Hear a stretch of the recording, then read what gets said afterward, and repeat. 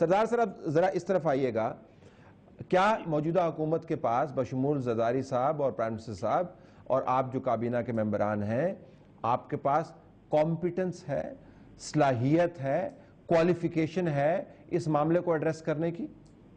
جی میں عرض کرنا چاہتا ہوں، جی گو اہیڈ۔ ایک پہلی گزارش تو یہ ہے کہ یہ جو جس انداز کی متعصبانہ گفتگو ایک کارنر سے کی جاتی ہے اور منافرت پھیلائی جاتی ہے وہ افسوسناک ہے، میں اتنا کہہ سکتا ہوں۔ ایسا ہونا نہیں چاہیے۔ وفاق نے کبھی ایسا نہیں کہا کہ ہم ساورن گارنٹی جو ہے دینے کو تیار نہیں ہیں۔ آپ دیکھیے ترکی کے ساتھ اگر گورنمنٹ آف پنجاب کا کوئی معاہدہ ہوتا ہے تو وہاں وفاق روڑے نہیں اٹکاتا، انرجی کے معاملات میں اٹکاتا ہے، ایسی کوئی مثال بھی نہیں ہے۔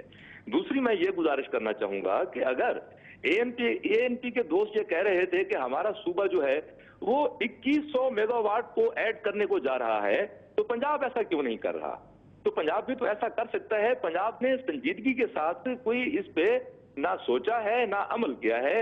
اس کے علاوہ کہ انہوں نے اپنے ڈی سی اوز کو کہا ہے کہ جناب آپ لوگوں کو یہ اس طرح مینورنگ کریں کہ وہ احتجاج کریں اور پیپلز پارٹی اور مسلم لیگ کیو کے جو لوگ ہیں ان کے گھروں کو آگ لگائیں، جس کی مثال آپ کے سامنے ہے۔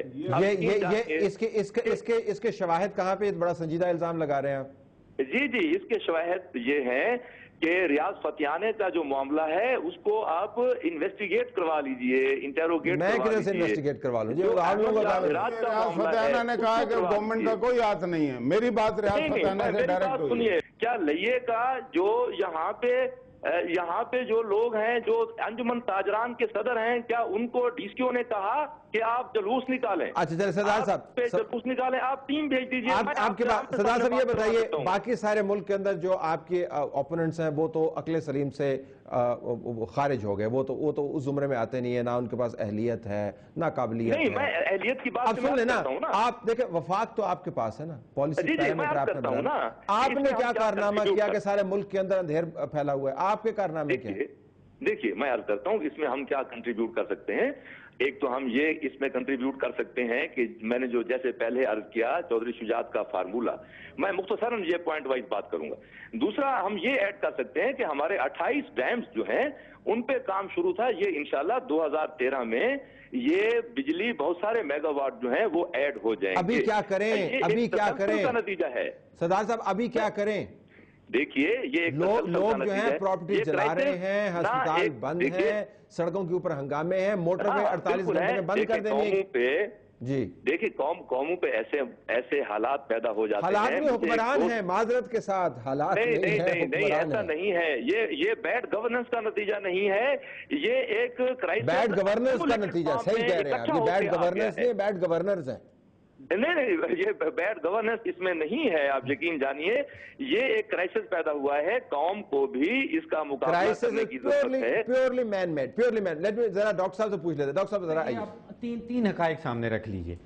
193 کنٹریز یونائٹڈ نیشنز کی ممبرز، کوئی بھی دنیا کا ملک ایسا نہیں ہے کہ جس کے پاس کیپیسٹی اس کے اپنے ملک کی زمین پہ لگی ہو اور وہ بجلی نہ پروڈیوس کر رہا ہو۔ ممالک افریقہ میں ہیں جہاں لوڈ شیڈنگ ہوتی ہے لیکن ان کے پاس کیپیسٹی ہی نہیں ہے۔ یہ واحد ایک ملک ہے دنیا کا کہ جس کے پاس کیپیسٹی پوری لگی ہوئی ہے اور پھر بھی آپ لوڈ شیڈنگ سے زیادہ بھی ہے، کچھ سرپلس ہے۔ جی اچھا، دوسری حقیقت آپ یہ دیکھ لیجئے کہ پچھلے 3-4 سالوں میں ہم بجلی کی چوری کی بات کرتے ہیں، گیس کی چوری بھی تقریباً آسمان پہ پہنچ گئی ہے۔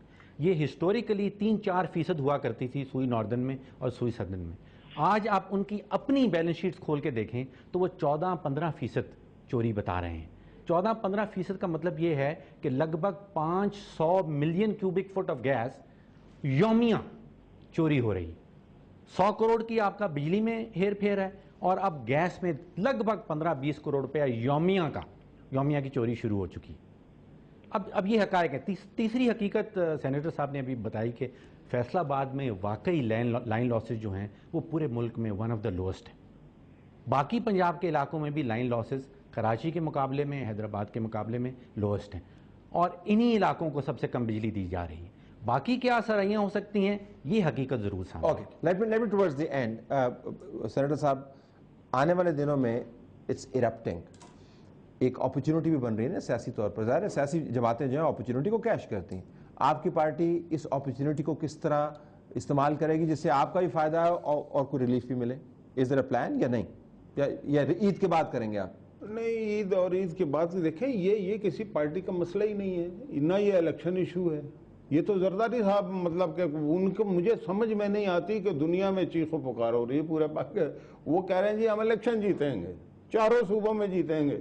بھیا آپ نے سارے مسائل حل کر دیے ہیں نا، ساری مہنگائی نہیں ہے، بے روزگاری نہیں ہے، معیشت چل رہی ہے، بڑا وقار ہے آپ کا، کرپشن ہوئی نہیں ہے. ان پر تل ملانے کے بجائے میں ایک بات کہتا ہوں، دیکھیں ایک اور بات میں یہ کہنا جی باتیں بڑی ہوتی ہیں، یہ عجیب و غریب مطلب کہ ان کو خراج تحسین پیش کرنا چاہیے. یہ جو حکومت میں بیٹھے ہوئے لوگ ہیں، انہوں نے پتہ 4.5 سال میں کیا کیا ہے کہ بھاشا ڈیم کی تختی جو پرویز مشرف کی لگی ہوئی تھی وہ اتار کے انہوں نے زرداری صاحب کی یا گیلانی صاحب کی لگا دی ہے.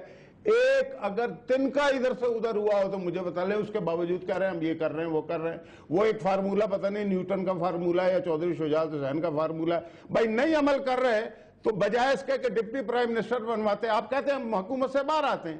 آپ نے 16 وزیر بنا لیے، آپ کے فارمولے پہ انہوں نے عمل نہیں کیا، اس کی قیمت یہ لے لی نا آپ نے. بات سمپل سی. چودھری شجاعت کا فارمولہ آپ کو کیا خیال ہے؟ بجلی کا فارمولہ تھا؟ اللہ جانے کون سا فارمولہ ہے. سردار صاحب عجیب و غریب باتیں ہو رہی ہیں. سردار صاحب لائن پر ہیں؟ جی آپ کا فارمولہ جو ہے نا ہم ذرا وضاحت کر رہے تھے، وہ تو ڈپٹی پرائم منسٹر بننے کا فارمولہ تھا، بجلی کا نہیں. ڈپٹی پرائم منسٹر بننے کے لیے یہ فارمولہ نہیں پیش کیا گیا تھا. یہ بہت پہلے جب یوسف رضا گیلانی تھے اور یہ کوئی نہیں سوچ رہا تھا کہ یوسف رضا گیلانی اس طرح چلے جائیں گے اور کوئی نیا سیٹ اپ آ جائے گا. یہ تو اس وقت ہم نے لاہور میں جا کے پیش کیا تھا.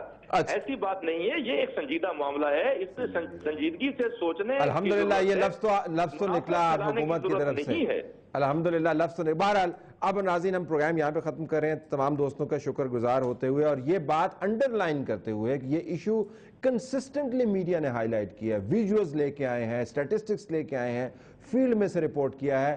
لیکن جب یہ ایشو اٹھا رہے تھے اس وقت سب یہی کہہ رہے تھے کہ آپ کیمپین کر رہے ہیں.